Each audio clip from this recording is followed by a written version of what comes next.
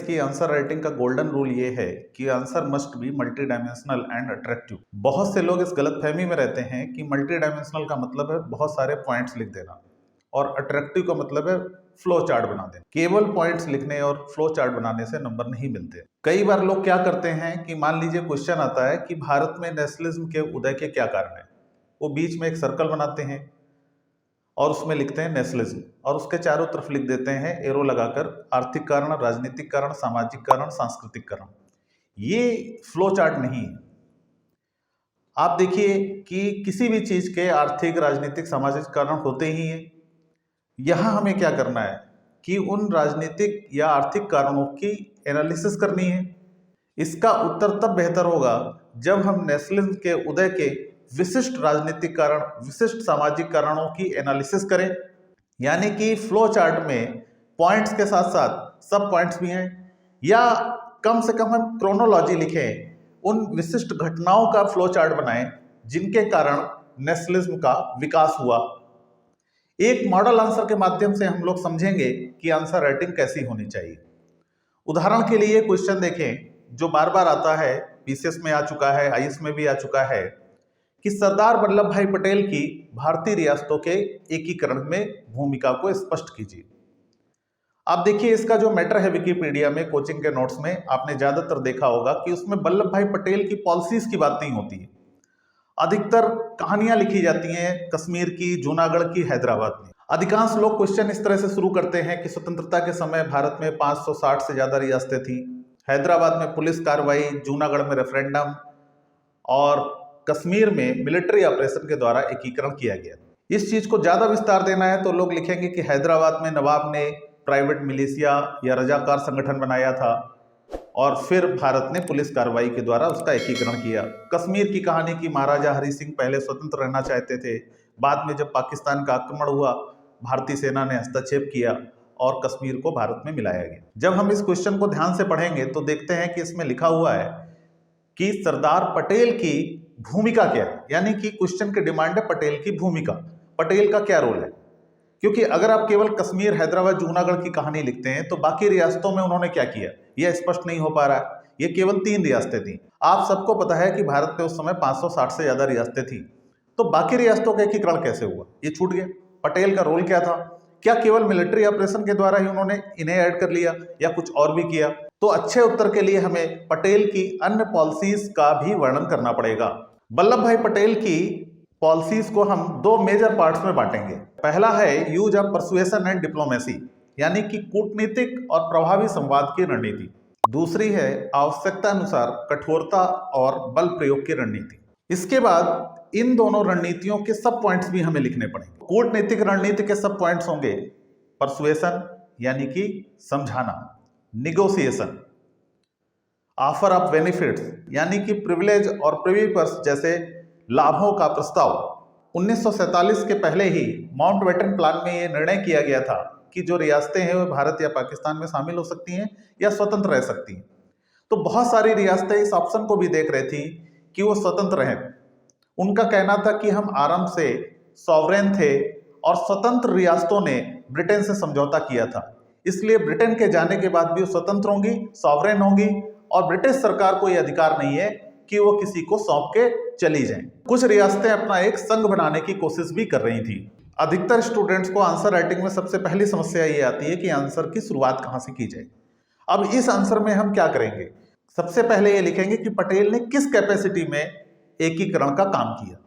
Patel interim government में गृह मंत्री थे। स्वतंत्र भारत के बाद वे पहले उप प्रधानमंत्री एवं गृह मंत्री थे, इसलिए उनको रियासतों का भारतीय संघ में एकीकरण करने का काम सौंपा गया।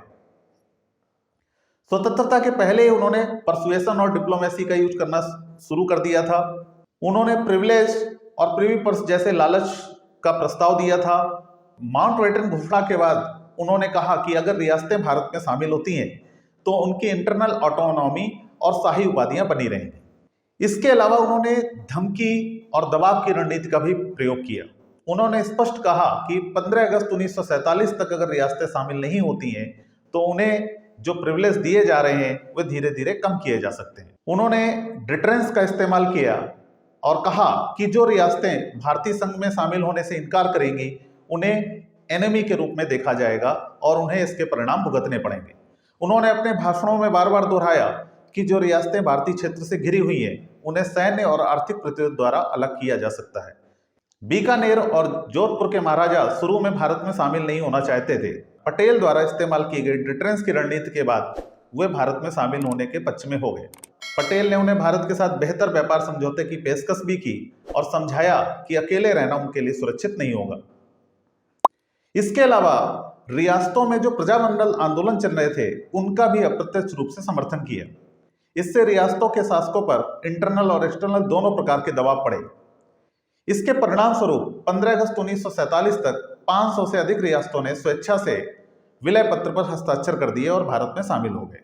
जो 3 प्रमुख रेजिस्टेंट राज्य थे, हैदराबाद, जूनागढ़ और कश्मीर, इनके लिए उन्होंने फोर्स और बल प्रयोग की रणनीति का प्रयोग किया।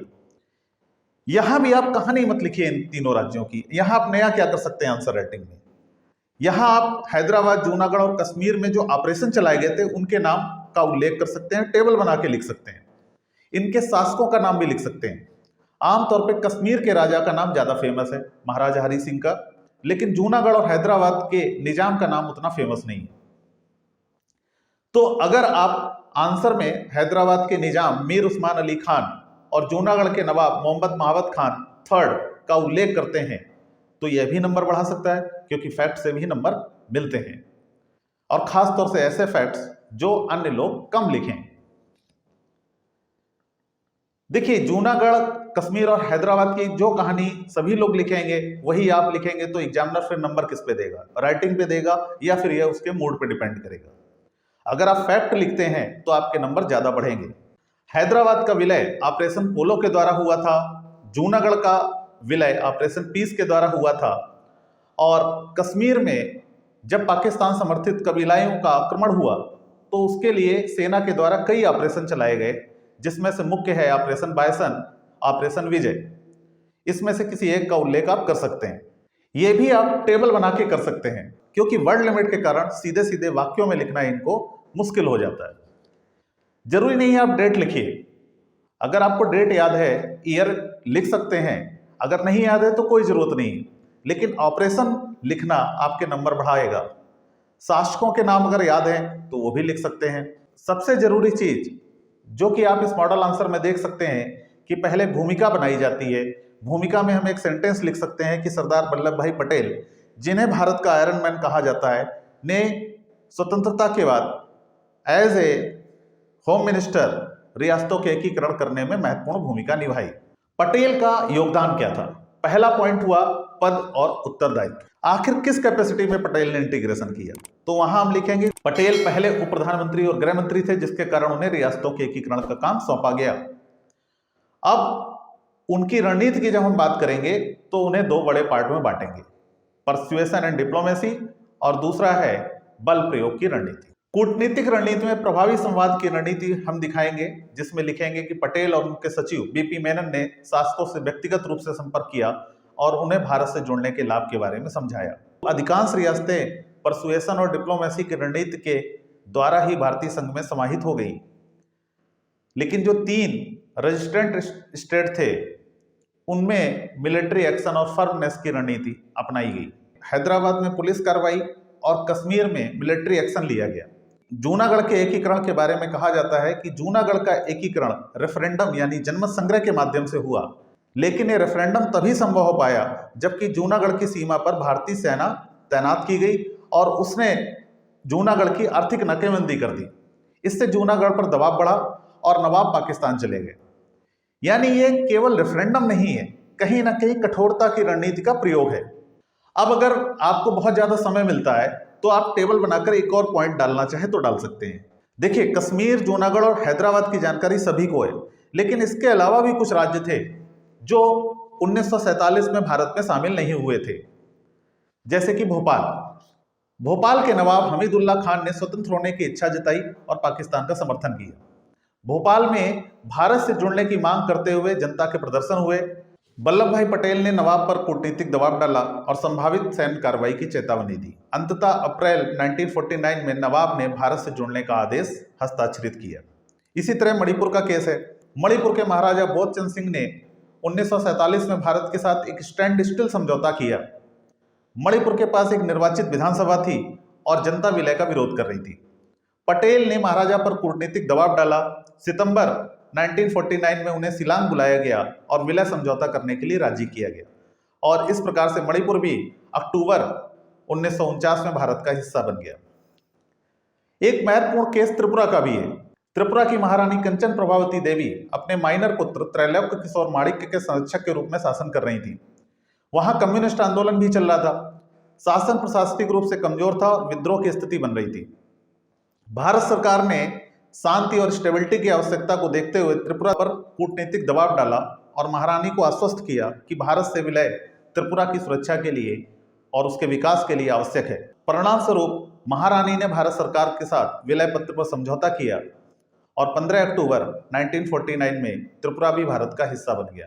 तो इन 3 राज्यों की पूरी कहानी आप मत लिखिए क्योंकि वर्ड लिमिट के कारण ये पॉसिबल नहीं है, लेकिन आप इस फैक्ट को यूज करके अपने अंक बढ़ा सकते हैं। आप ये लिख सकते हैं कि कश्मीर, जूनागढ़, हैदराबाद के अलावा भी कुछ राज्य थे जो 1947 में भारत में शामिल नहीं हुए थे और तब आप त्रिपुरा, मणिपुर और भोपाल का नाम लिख सकते हैं। यहाँ राजाओं के नाम डालने की भी जरूरत नहीं क्योंकि ये ऑलरेडी लेसर नोन फैक्ट है, कम लोग इसको यूज करते हैं, ये कम नोट्स में होता है।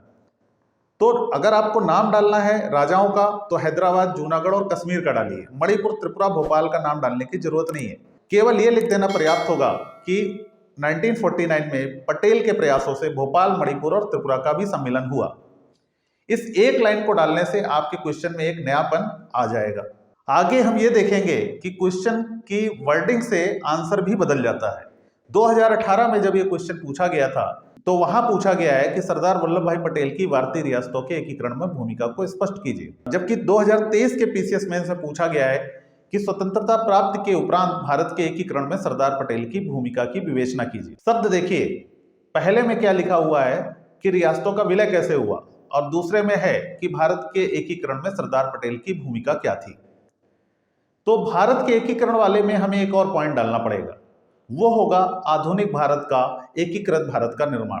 इसको दिखाने के लिए हम ये दिखाएंगे कि जब ब्रिटिश प्रांत और रियासतें मिल गई तो कहीं ये रियासतें एक अलग बॉडी के रूप में एक अलग पहचान न रखें, वो पूरी तरह से भारत में इंटीग्रेटेड हो जाए।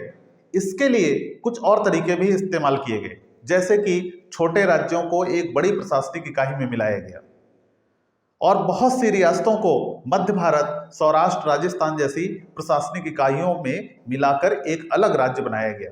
इससे यह सुनिश्चित किया गया कि उनकी आइडेंटिटी रियासत के रूप में ना रहे बल्कि भारत में वो विलीन हो जाए। इसी तरह अगर ये क्वेश्चन इस तरीके से पूछा जाए कि स्वतंत्रता के बाद भारत के एकीकरण की प्रक्रिया को स्पष्ट कीजिए।